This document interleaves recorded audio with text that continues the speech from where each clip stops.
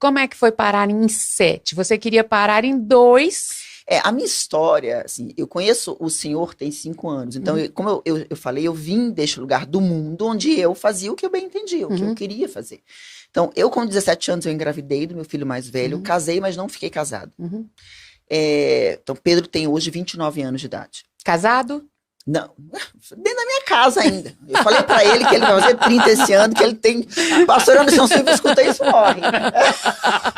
Filho de quase 30 anos dentro de casa, não é? Mas tá fazendo psicologia e tem um filho criado por mim, né? Muito jovem, tem os erros. Eu já vejo. Eu digo que eu olho os meus filhos e eu sei onde eu errei com cada um deles. Eu vejo eles e falo assim, isso aqui tá nele porque eu sei onde eu errei.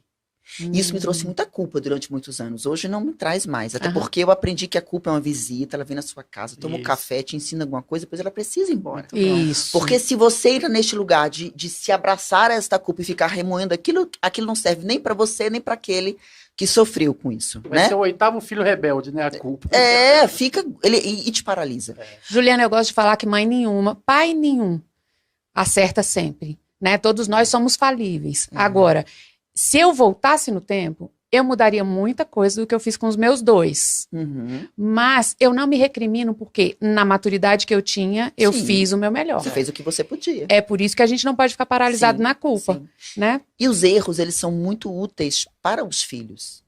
Porque eles vão no mundo encontrar muitas pessoas que irão errar com eles. Eles precisam saber lidar que as pessoas vão errar. Amor perfeito veio só Jesus.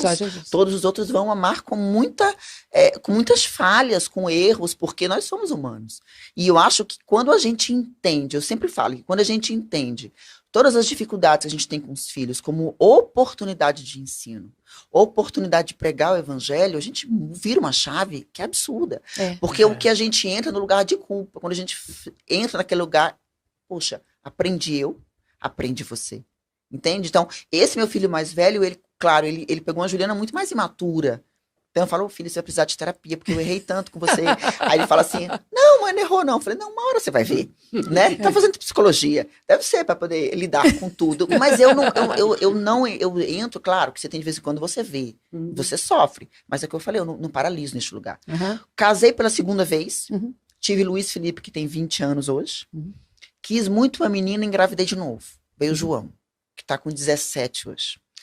E aí, neste processo de ter 3 meninas, minha mãe nordestina, ela falava assim, filho das minhas filhas serão meus netos, filhos dos meus filhos serão ou não. Porque ela diz que filhos casam e as noras carregam, né? E ela brincava isso comigo, eu falei, eu queria tanto ter uma menina. E aí eu fui para São Paulo procurar tratamento. Aquele Roger Abdelmaci? Então, eu sou uma daquelas mulheres que passaram por lá. E porque ele fazia isso, né? A gente podia escolher o sexo do bebê. E aí me vi grávida de trigêmeas. Com 3 cesáreas. Então eu tinha 3 cesáreas e me vi grávida trigemelar depois de 3 cortes. 3 dos médicos falaram pra mim. Perigoso. Você precisa retirar 1 ou 2. Porque o risco de ruptura do seu útero é muito grande. Caramba. Então essa foi a orientação que eu recebi dele e de outros médicos que eu consultei. E aí o médico que morava em Salvador, o médico que me acompanhava, que tinha feito os outros partos, fez, a gente vai ficar até o final. Elas estão aí, mas você vai fazer tudo que eu mando. E aí eu entrei de repouso da 20ª, a 28ª, elas nasceram com 28 semanas, prematuras extremas, 75 dias de UTI, mas são perfeitas para a glória de Deus, elas são, assim, acabaram de completar agora em novembro 15 anos. E aí que veio o meu segundo divórcio. E porque quando elas tinham 3 anos... Porque assim, a Juliana, ela nunca mudou. A Juliana era a mesma Juliana. Então, a Juliana que era egoísta, era o que eu fazia, eu que resolvia. Não vai resolver, não, deixa que eu resolvo. Não vai pagar, deixa que eu pago, deixa que eu crio. Sabe aquela coisa que a gente acha que a independência, na realidade, é uma grande solidão? Divorciei de novo. E aí, casei com o Kleber. Acredita?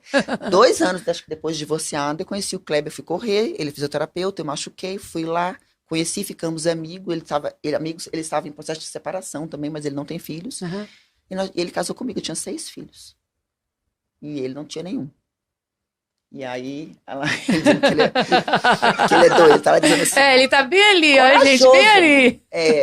E assim aí eu engravidei de novo e tive a minha pequena, a Beatriz, que é a filha dele. Então hoje nós somos 9. Uma grande família, mas ele entendeu a adoção. De verdade, sabe? E hoje ele é paizão dos 7. E em 2018, isso foi 2013, a minha caçula nasceu em 2015. Quando foi em 2018, nós estávamos... A Juliana mudou?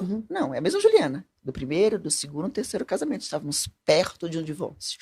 E uma grande amiga fez... Vamos fazer um curso na minha casa chamado Casados para Sempre. Que e top. lá a gente encontrou o Senhor. Lá nós nos encontramos. Nós resgatamos tudo. E de lá para cá a gente não olhou mais para trás. A gente mergulhou no Evangelho e a gente tem servido. Hoje nós somos líderes do Casados para Sempre na nossa casa. Eu sei que esse não é o assunto, mas eu quero perguntar, de 3 divórcios, qual foi a lição principal do que você viveu? Que, na verdade, assim, o que eu entendi é que eu precisava morrer. Que tudo aquilo... Porque falando sobre o divórcio, mas falando também sobre a criação, né? Como eu fui criada.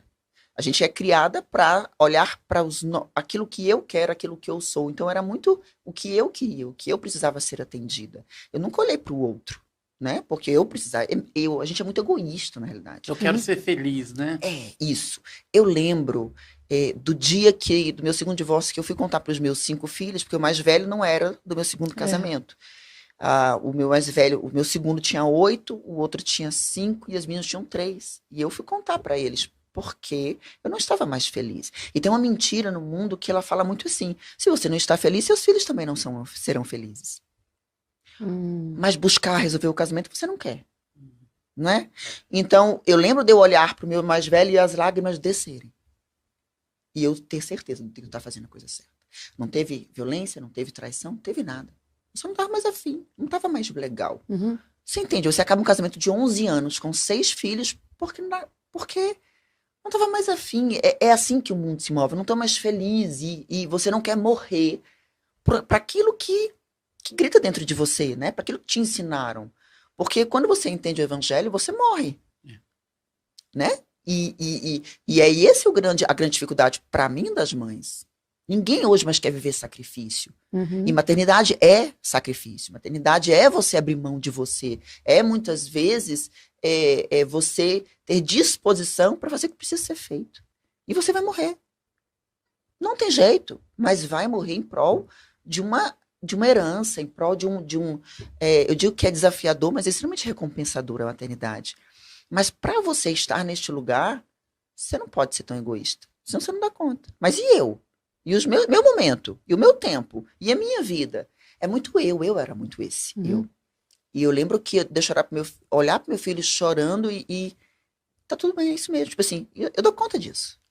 Eu dou conta de resolver isso. Não dá. Até hoje eu tenho que lidar com as sequelas. Já chamei todos eles, já pedi perdão pelo divórcio.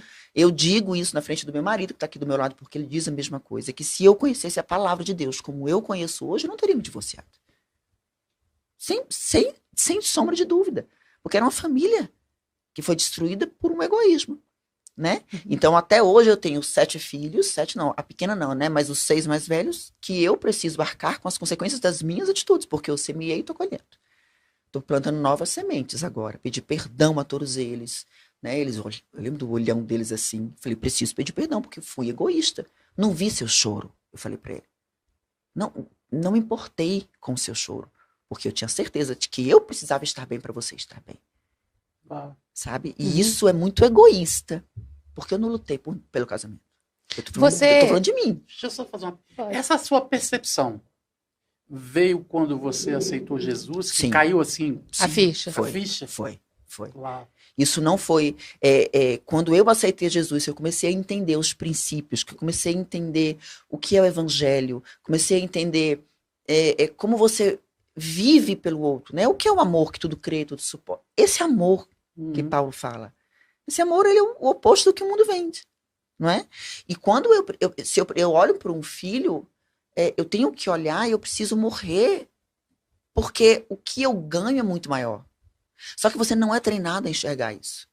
Há o amor do servir, ao amor do morrer, o amor sacrificial.